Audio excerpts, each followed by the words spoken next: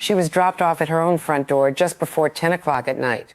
Her son-in-law watched her walk inside through the garage. 4 hours later, a masked and armed man was standing on her porch. By morning, 84-year-old Nancy Guthrie was gone. That was 85 days ago. Tonight, the investigation remains open, and the answers remain elusive. This is a special report, 5 parts, one of the most closely watched disappearance cases in recent American history. Nancy Guthrie is the mother of a nationally recognized television journalist. But she is also, first and simply, a woman who has lived in Tucson, Arizona for more than 5 decades. She moved there with her family in the early 1970s. She raised 3 children in the desert. She attended church. She had dinner with her daughter the night she vanished. These are the ordinary details of an ordinary evening that ended in something no one in her community can fully explain. On the night of January 31st, Nancy attended dinner at the home of her daughter Annie and son-in-law Tommaso Cioni. After the meal, Cioni drove her home.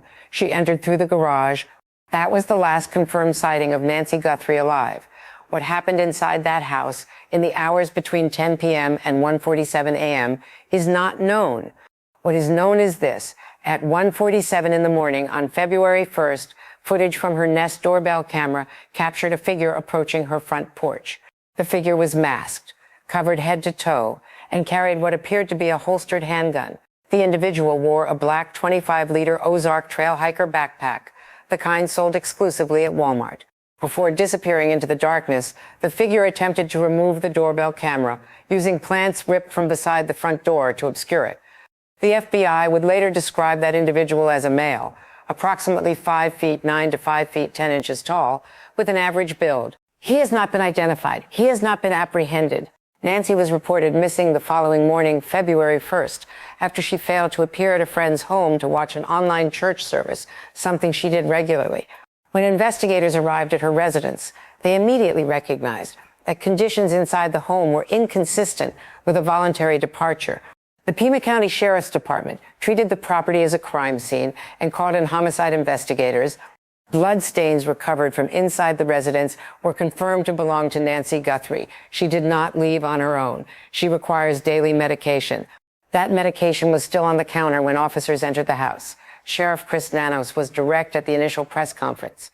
Nancy Guthrie, he said, is very limited in her mobility. She could not have simply walked away. What happened in that house represented a crime, and the community needed to help find her. The investigation that followed would involve the Pima County Sheriff's Department, the Federal Bureau of Investigation, U.S. Customs and Border Protection, and multiple search and rescue teams. Tens of thousands of tips would pour in. Ransom notes would arrive, deadlines would pass without contact, and as of this broadcast, 85 days later, Nancy Guthrie has not been found. What follows is a comprehensive account of what we know, what remains unresolved, and why this case, despite enormous public attention and significant law enforcement resources, has produced no public suspect and no confirmed location for an 84-year-old woman, by all accounts, was taken from the only home she had known in decades.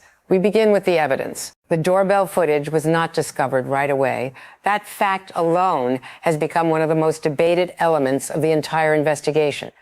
In the early hours of the investigation, authorities believed no relevant camera footage existed. The reason given was straightforward.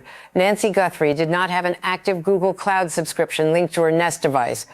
Without cloud storage, investigators assumed no footage had been saved. That assumption turned out to be incorrect. The FBI, working alongside Google, later extracted residual footage stored deep within the company's back-end systems through a court-authorized search warrant. FBI Director Kash Patel later acknowledged that investigators had spent days attempting to locate images that were lost, corrupted, or otherwise inaccessible. The footage of the masked figure at Nancy's door, the single most important piece of visual evidence in the case, sat undiscovered, while the trail grew cold. The backpack worn by the suspect was identified as an Ozark Trail 25-liter hiker pack, a product sold exclusively through Walmart. Authorities began working with Walmart management to determine whether that lead could be developed into a traceable purchase. The clothing the suspect wore, including what appeared to be a ski mask and gloves, may also have been purchased at Walmart, though investigators were careful to say that remained a possibility and not a confirmed fact. Gloves discovered approximately 2 miles from Nancy's home in a field near the side of a road drew significant attention. They appeared to match the gloves worn by the figure in the doorbell footage. Those gloves were recovered by the sheriff's department and sent to a private forensic laboratory in Florida for testing. That decision to send physical evidence to a private lab rather than directly to the FBI would later become a source of significant dispute. On the night of February 10th, 10 days after Nancy's disappearance, investigators followed a lead south to Rio Rico, Arizona. Rio Rico is a small border community approximately 60 miles south of Tucson, very close to the Mexican border. A person of interest was detained following a traffic stop. Agents from the Pima County Sheriff's Department and the FBI executed a search warrant on a nearby property and vehicle. Hours later, the search is concluded and the individual was released. Investigators said the person was determined not to be connected to the disappearance. Shortly after that, on February 13th, the department began a separate operation at a residence roughly 2 miles from Nancy's house. 2 individuals were removed from the property. Roads in the surrounding area were blocked for several hours. Once again, no charges followed. Ransom notes added another layer of complexity. Multiple media outlets reported receiving correspondence demanding cryptocurrency payments in exchange for Nancy's safe return. 2 deadlines mentioned in those notes came and went without contact. The FBI and Sheriff's Department declined to confirm whether the notes were genuine. The family, however, responded publicly to the correspondence. In a series of video statements posted to social media, Nancy's daughter Savannah, her daughter Annie, and her son Cameron addressed whoever was responsible. They said they were willing to pay. They asked for proof that their mother was alive. They have not publicly received that confirmation. A note received by one outlet claimed that the sender had seen Nancy alive in the Mexican state of Sonora, which shares a significant border with southern Arizona. That note was forwarded to the FBI. No confirmation of its contents has been made public. Meanwhile, investigators were also contending with an unusual layer of outside attention. Tucson's Catalina Foothills neighborhood, where Nancy lived, became the gathering point for dozens of true crime content creators, independent journalists, and social media live streamers. The Sheriff's Department eventually increased patrols in the area, not to advance the investigation, but to address complaints from neighbors about trespassers. Residents of the quiet suburban community described feeling unsettled. Some said the constant presence of cameras and crowds made a difficult situation harder. One community member put it plainly, they were heartbroken. The case had affected everyone. The family offered a $1 million reward for information leading to Nancy's recovery. That offer was announced publicly by Savannah Guthrie in late February. The FBI separately raised its own reward from $50,000 to $100,000 for information leading to Nancy's location or the arrest of anyone connected to her disappearance. The DNA question has become one of the most significant and most contested threads in this investigation. Early in the case, the Pima County Sheriff's Department announced that forensic technicians had recovered DNA at Nancy's residence that did not belong to her or to anyone regularly in contact with her. That announcement generated considerable public interest. It suggested that whoever took Nancy may have left biological trace evidence behind, evidence that, if processed correctly, could lead investigators to a suspect. The question of what happened to that evidence next is where things get complicated. The Sheriff's Department sent the DNA samples to a private forensic laboratory in Florida. That lab held the material for 11 weeks. After those 11 weeks, the original hair sample was transferred to the FBI laboratory for analysis. When that transfer became public, the FBI's Assistant Director for Public Affairs issued a statement clarifying the timeline. The statement said the Bureau had requested to test the material more than 2 months earlier and had the technology to do so from the beginning. The local sheriff's office had instead chosen to send the samples to a private lab. The FBI's statement on this point was unambiguous. The DNA being reviewed was not new evidence. The Bureau had been waiting for it. That statement drew a sharp reaction from retired FBI agent Jennifer Coffindaffer, who has been publicly following and analyzing the case. Coffindaffer said the situation should concern anyone who wants justice for Nancy Guthrie. Her position was direct. If the FBI had always possessed the forensic capability to process the hair sample, there was no reason it should have spent 11 weeks sitting in a private lab in Florida.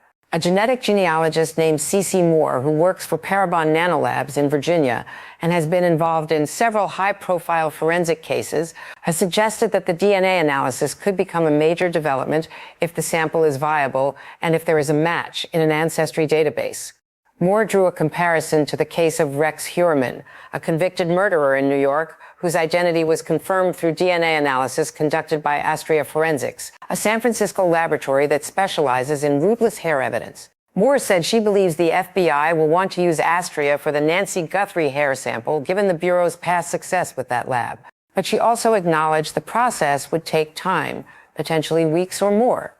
The DNA situation is not the only place where questions about investigative coordination have emerged.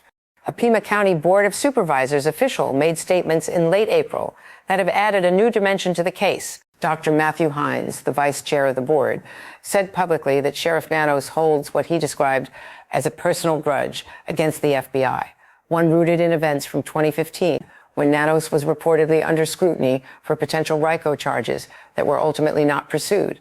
Hines said he believes that history complicated the working relationship between the Sheriff's Department and federal investigators at a critical moment in the search for Nancy Guthrie. He said it is, in his words, very possible that elements of the investigation were affected by that conflict. The Sheriff's Department has disputed that characterization. In a statement, the department maintained it has worked with the FBI since the beginning of the Guthrie investigation. The Pima County Board of Supervisors voted unanimously earlier this month to compel Nanos to answer questions about his employment history. A 22-page response was filed through his attorney, James Kuhl. The document addressed allegations that Nanos had misrepresented his work record with the El Paso Police Department, where he worked from 1976 to 1982. Among the details that surfaced through separate reporting, Nanos was suspended 8 times during his tenure in El Paso. He was once suspended after beating a handcuffed individual who required hospital care. He was disciplined for threatening language and conduct unbecoming of an officer. The supervisor, Hines, told a national outlet that Nanos has, in his words, perpetrated a fraud for 4 decades. He called for the community to recognize what was at stake. The same person whose credibility and leadership were now under scrutiny from his own county board was also the sheriff leading the highest profile missing person investigation in the country. Nanos has denied misrepresenting his record. His attorney argued the board's letter never formally requested sworn testimony, complicating any push to hold the sheriff accountable through existing legal mechanisms. For now, Chris Nanos remains in his position as sheriff of Pima County. The investigation continues under his department's authority. We will be back with more. In the weeks after Nancy Guthrie's disappearance, online communities focused intensively on one particular individual, Tommaso Cioni. Cioni is the husband of Nancy's daughter, Annie. He was the last known person to drive Nancy home on the night she vanished. He is also an Italian-born man who has lived in the United States for more than 20 years, has been married to Annie Guthrie since 2006, teaches 6th grade biology at a school in Tucson, and plays in a local band called Early Black. Despite having been cleared as a suspect by the Pima County Sheriff's Department, a clearance extended to all members of the Guthrie family, Cioni has faced sustained online scrutiny and, in some corners, direct accusation. Retired FBI Special Agent Jennifer Coffindaffer addressed the situation directly through her public platform. Her assessment was careful and specific. She acknowledged that public suspicion of Cioni exists, but said that suspicion is rooted in assumptions about appearance rather than evidence. Her words on the matter were memorable. She said Cioni, quote, looks the part, and that she believes that is a significant reason why people have directed blame at him. She noted that some may find him handsome and others may find him ominous, but that neither perception constitutes evidence of any wrongdoing. Coffindaffer also addressed the theory, widely circulated online, that Cioni is the masked figure seen in the doorbell camera footage, referred to by investigators and the public as porch guy. She was direct in rejecting that comparison. She said there is no physical corroboration between porch guy and Tommaso Cioni. No match in facial structure that can be seen. No match in the way the figure moves or walks. She described the suggestion as, in her own words, absurd, while acknowledging that once an idea spreads online, it is difficult to dislodge regardless of its factual basis. The spread of false information about this case more broadly has been a significant concern for investigators and for the community.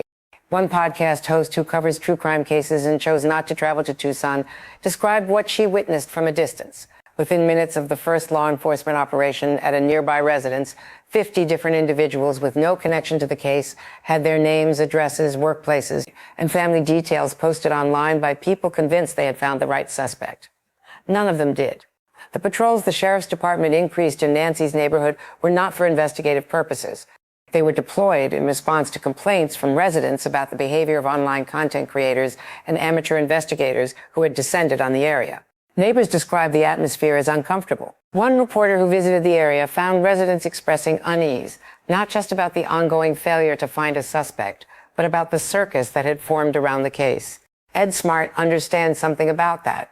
His daughter Elizabeth Smart was kidnapped from her bedroom in Salt Lake City in 2002 when she was 14 years old.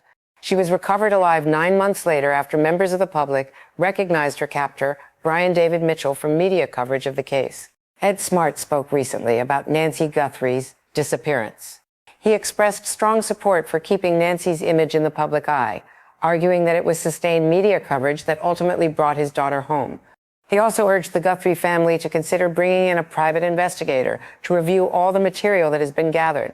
He suggested a second professional look could make sure everything has been properly covered.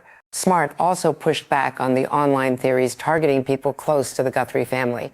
He said he does not believe those theories are productive. He stressed that the focus should remain on finding Nancy. The family has not given up. Savannah Guthrie returned to her morning program on April 6th, more than 2 months after her mother vanished. She said returning to work is part of her purpose right now. She said the joy she brings to her work will be real. When it is not, she will say so. She has continued to urge anyone with information to come forward, saying it is never too late to do the right thing. That message has not changed in 85 days. Neither has the central fact of this case. Nancy Guthrie is still missing. We return after this. As this investigation enters its 4th month, the questions that have defined it from the beginning are still without answers. Who is the masked figure in the doorbell footage? What happened inside Nancy Guthrie's house in the hours between her return home and 1:47 in the morning? Where is she now? This week, the family issued a fresh plea. 50 days after her initial disappearance had already become a national story. They are still asking. They are still waiting. New leads continue to surface. Reports of surveillance footage from area gas stations have drawn investigative attention. The precise nature of what investigators may have observed from those cameras has not been made public, but the activity has been noted by reporters covering the case on the ground in Tucson. Law enforcement activity consistent with active follow-up was observed near the Catalina Foothills area as recently as this weekend. A separate individual named Kalela, charged in connection with a ransom text scheme related to the case, is scheduled to stand trial on June 23rd at the federal courthouse in Tucson. That trial, while not directly connected to whoever may have taken Nancy, represents one concrete legal proceeding that has emerged from the broader investigation. There have been between 40,000 and 50,000 tips submitted to investigators between the sheriff's office and the FBI. The volume of information is extraordinary. Processing it, verifying it, and acting on it takes time. The investigators on this case have not said they are out of leads. They have said the investigation remains active and ongoing. What is striking, 85 days in, is not only what is unknown, but what the known details already suggest. A person who planned carefully enough to appear at an elderly woman's door in the middle of the night with a mask, gloves, a holstered weapon, and a specific backpack. A person who knew enough about the camera at the front door to tamper with it. A person who, based on the DNA evidence recovered inside the home, may have left biological trace evidence behind that could eventually connect them to the scene. The forensic capability to pursue that evidence exists. The FBI laboratory has the hair sample. The analysis is underway. The results, according to investigators, could take weeks. The community of Catalina Foothills still has yellow flowers at the curb outside Nancy's home. Members of the public continue to leave messages. A volunteer rescue organization has sought to assist in the search, calling on the sheriff to accept help from trained teams who are ready to cover more ground. Nancy Guthrie was born on January 27, 1942. She has spent more than 50 years in the Tucson area. She is someone's mother. She is someone's grandmother. She is a woman who raised her family in the desert, buried her husband, watched her children build lives of their own, and had dinner with them just hours before she disappeared. 85 days later, the people who love her are still asking the same question the rest of the country is asking. Where is Nancy Guthrie? If you have information, any information, the FBI tip line is 1-800-CAL-FBI. The Pima County Sheriff's Department tip line is 520-351-4900. A $1 million reward remains available for information that leads to her recovery. The investigation continues. The family continues. The search is not over.